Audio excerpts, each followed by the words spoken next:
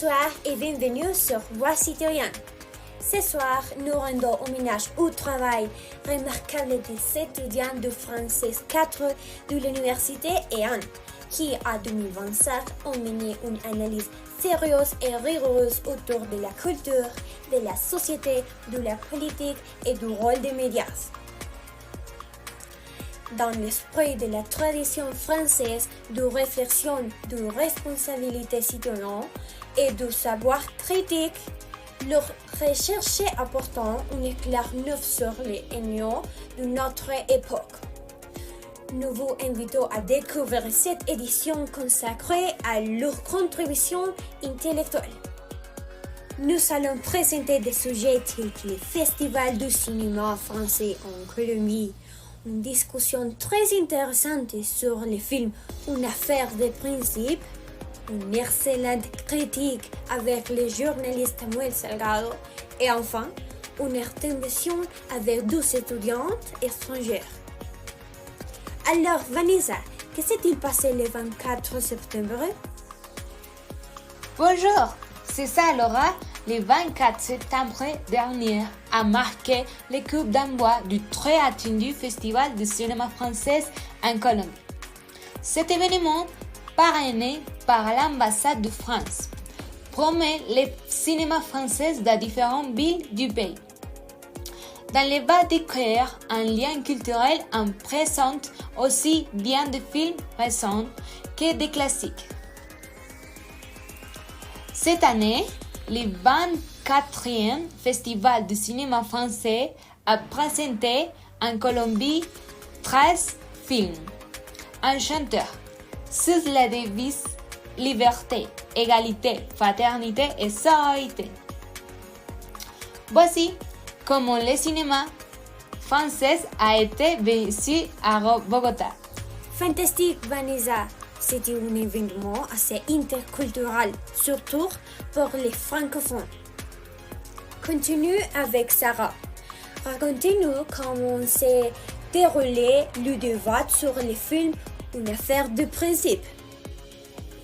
Dans le cadre du festival français, le film Une affaire de principe a été projeté. C'est un thriller politique inspiré d'une histoire vraie. Le film montre comment le lobby du tabac influençant les décisions des institutions européennes. L'histoire suit l'enquête du député européen José Bové après le renvoi soudain du commissaire à la santé Jean Dalli. Grâce à cette enquête, on découvre la corruption, le trafic d'influence et les stratégies utilisées pour bloquer des règles importantes pour la santé, comme les images choquantes et sur les paquets de cigarettes. Le 1er octobre, un échange a eu lieu avec Arnaud Miquel, représentant de l'ambassade de France, et Andrés Bernal, ancien magistrat auxiliaire de la JEP. Pendant la discussion, on a parlé de la politique des mots au Parlement européen.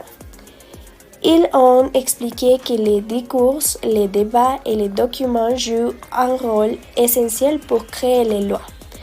On a aussi parlé du rôle de l'industrie du tabac et du danger de cacher des informations importantes pour la santé du public. Les intervenants ont mentionné que certains pays utilisent encore des formes de censure aujourd'hui. Enfin, on a réfléchi à la corruption dans les grandes institutions, un thème central du film. L'histoire montre comment des intérêts privés peuvent influencer des espaces qui devraient être transparents et démocratiques. Ces réflexions ont permis de relier le film à des problèmes actuels concernant les pouvoirs, l'éthique et l'accès à l'information. C'était sans aucun doute un jour où les étudiants étaient très enthousiastes à l'idée de parler avec un natif et de pouvoir pratiquer leur français. Maintenant, Alana, raconte-nous comment s'est déroulée ta conversation avec le jeune journaliste Samuel Salgado. Le 17 octobre, l'université EAN a reçu la visite de Samuel Salgado, un journaliste colombien de France 24. Pendant sa conférence, il a parlé de son expérience professionnelle et a expliqué que la persévérance est très importante pour réaliser ses objectifs. Il a aussi expliqué les difficultés de travailler dans un média international, comme écrit très vite et parle des conflits dans le monde. L'intérêt pour sa visite a motivé une autre activité. Le 29 octobre et 5 novembre, des étudiants de l'université ont visité le studio de France 24 à Bogota. Ils ont vu les cahiers d'enregistrement, rencontré les travailleurs et appris comment on prépare une nouvelle pour les pays d'Amérique latine. Ils ont aussi regardé un préenregistré sur la technologie et Asie et participé à une interview virtuelle. Cette expérience a été très enrichissante pour les étudiants de France et pour ceux qui s'intéressent aux journalistes internationaux. Wow, un moment plein d'espoir pour les étudiants qui souhaitent travailler dans un journal télévisé aussi.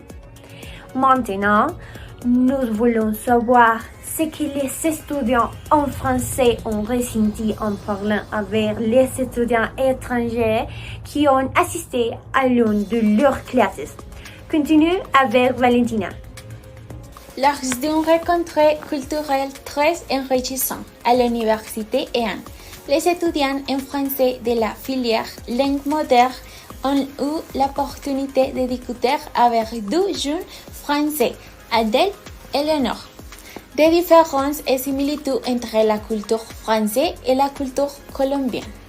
Au cours de ces discussions, ils ont abordé des sujets importants tels que l'éducation, le transport, la sécurité et l'alimentation, en comparant la vie en Colombie et en France. Ils ont également posé des questions plus personnelles pour découvrir leur expérience et leur point de vue sur la vie dans leur pays.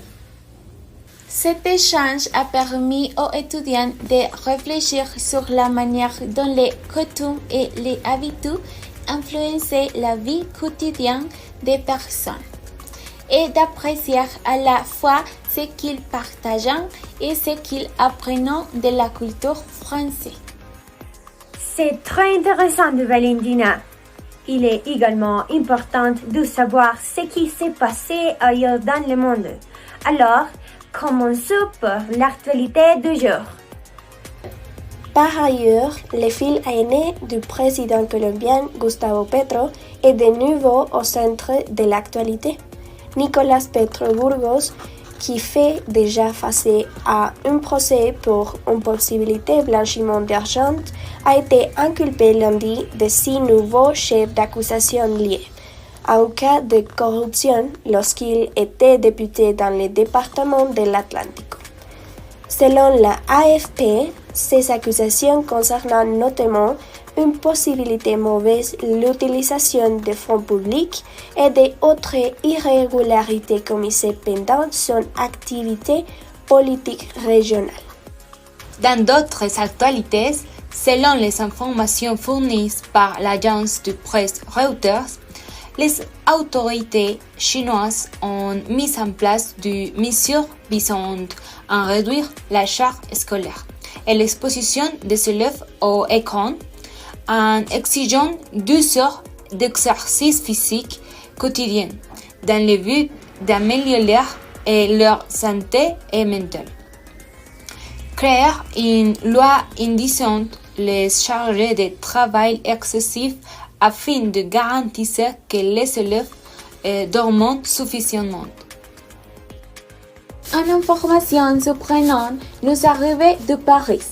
Selon l'agence EFE, le musée du Louvre a été victime du vol où 4 voleurs ont dévoré 9 bijoux très précieux en seulement 7 minutes. Les hommes criminels ont profité d'une zone du musée en travaux. Son entrée avec une montée chargée. Ont cassé, emporté et endommagé plusieurs vitrines. Ils se sont échappés sur deux motos.